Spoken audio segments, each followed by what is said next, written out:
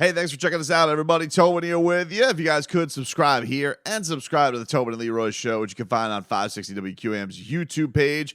Also, appreciate everybody checking us out on Game Day Uncensored, our little version of the pregame show on WQAM. You guys can watch that on the QAM YouTube page. We'll be at 9 a.m. for the next 4 straight weeks. We're finally getting back to 1 o'clock starts. So early in the morning, man, 4 hours of pregame coming at you.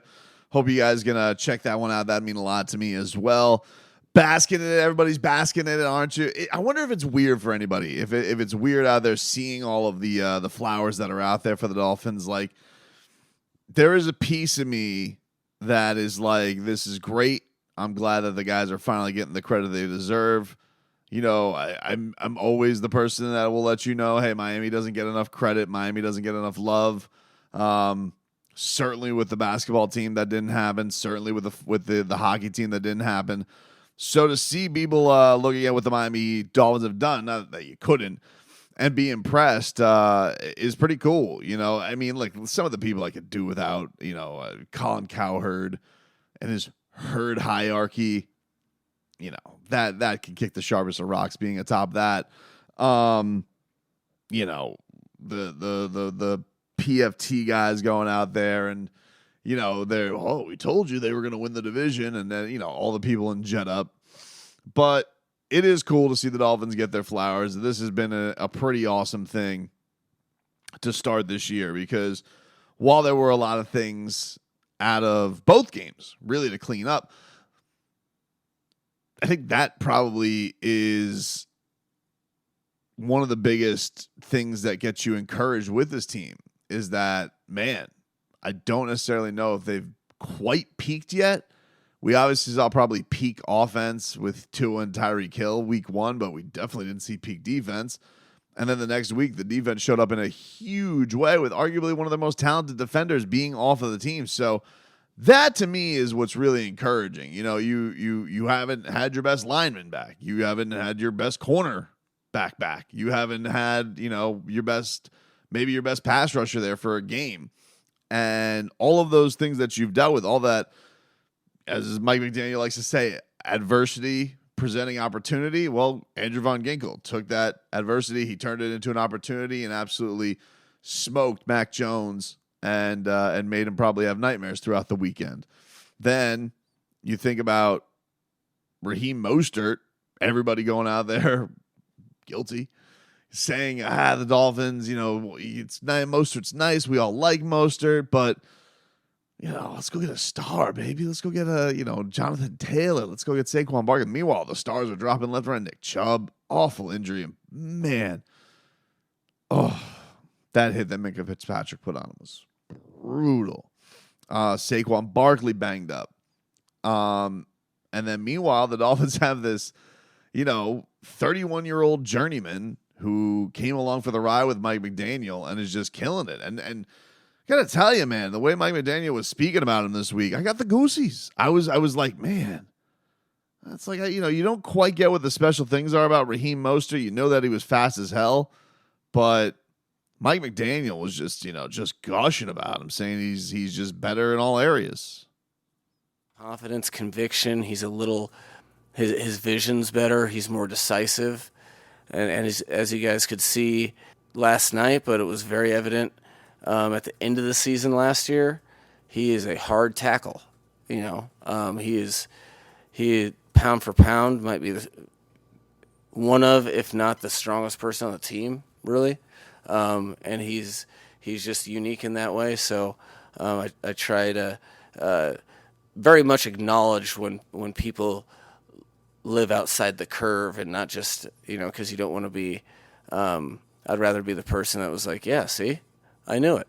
Because you just watch what he does on a daily basis and know how hungry he is and how much he wants to do what he does best, which is run the football. There's something about, that thing that Mike McDaniel talks about with that having the belief in things that other people don't believe in. I mean, that was the story of his quarterback last year. He had to be the only guy who believed in Tua Tagovailoa and build up his confidence again. And Raheem Mostert's a guy that obviously means a lot to him. It's interesting, Raheem mentioned this coming into the year that he was rehabbing off of an injury last year. Didn't necessarily have his best foot forward when he got to the Miami Dolphins. And I think we saw a guy that maybe didn't necessarily run to his best capabilities. I mean, the entire run game was kind of a mess last year, but especially when they had like Chase Edmonds here and, he was dropping everything left and right. Dolphin fans were so done with him in like 4 weeks. So you think about the way Raheem did get better as the season went along. I don't know what that line of demarcation was. I don't know if it was with Jeff Wilson coming back. I don't know if it was just a matter of feeling stronger. I don't know what that special sauce was, but it does look like in the early goings of this thing, the guy has come back with a vengeance and come back even stronger and has really probably put a rest to everybody's desire to go in that direction and bring in a bigger upgrade for that position, because you think if you're a Dolphin fan, you like the way Raheem Mostert's playing. You don't even really have just Jeff Wilson yet. You got a little sneak peek of Devon A-Chain and what he could bring to the table, but that's a cool thing about Mike McDaniel. He does back his players, but especially his guys. I think he takes a special sense of joy in the ones that are cast with a little bit of doubt. Now, that being said, he was also, I'm sure, privy to the running back talks that were going on this year. The Dolphins did circle the wagons on a bunch, but to their credit, did have their price point and weren't going to break the bank for any of these guys either when they had, a bargain in Raheem Mostert. And I think that's such an interesting element to this team. They're getting ready this weekend to take on the Denver Broncos and getting ready to take on Sean Payton. And you watched last night, I don't know who couldn't help but watch last night on Monday Night Football, Deshaun Watson. And you're thinking about, all these what-if scenarios that could have happened with the Dolphins. And it's interesting how things that were out of their control led them back to this quirky, mad genius who sprints away from the Sunday Night Football camera to build up the pick that they had the entire time. It's so interesting. You look at Deshaun Watson and you think about all the stuff that he came with, and you think about the Dolphins, if they could have gotten all these things cleared, would they have gone after Deshaun Watson? Brian Flores clearly wanted to go in that direction. Tua had to answer all these questions, which definitely I think adds the element of rooting for the quarterback. But they tried to go after that guy, and he seemingly stinks right now. Maybe he will get better, but being away from the game that long and having that much baggage around him, I don't know if he's going to be able to get out of it. I don't know. It's hard to see the clear for Deshaun Watson anytime soon.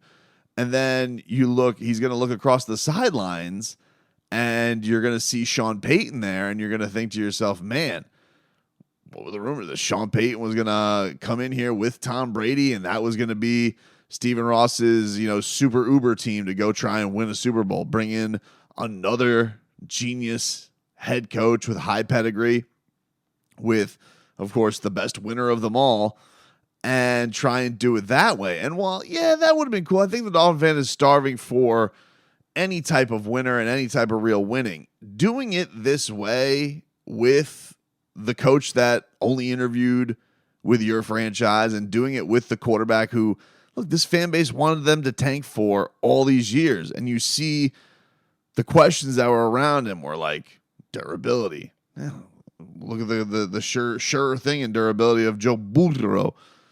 His coach is like, hard to say. He's there with a Theragun on the sidelines.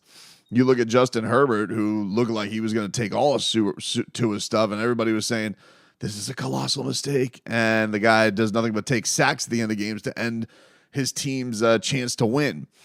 So, in a way, it's kind of a reminder that, like, the Dolphins did fall in some elements of this backwards into some of their own luck. As Leroy put it today, it's kind of dumb luck.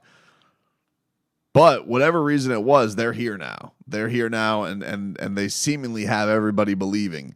The only thing that I'm like, I don't know if I buy what Mike McDaniel's selling was his talk about the QB center snap exchange issues with Connor Williams and Tua. And to be fair, the blocking numbers are very good on Connor Williams. I don't think anybody denies it. The line has looked good. They've held up. They've looked very respectable. I think Connor Williams has been a big part of that.